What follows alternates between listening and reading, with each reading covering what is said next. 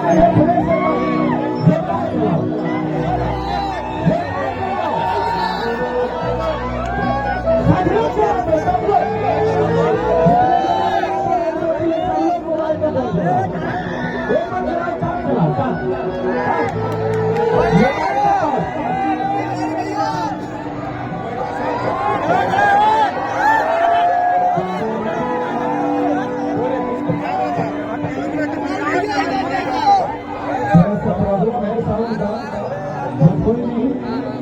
लोग इसी में माइनस करेंगे क्योंकि हम आए हैं तो सुनाते ही हैं। मेरा मकसद ये कार्यक्रम करना इसलिए है कि मैं आप सबको बताना चाहता हूँ कि संजय भैया हम लोगों के लिए कितना जरूरी है।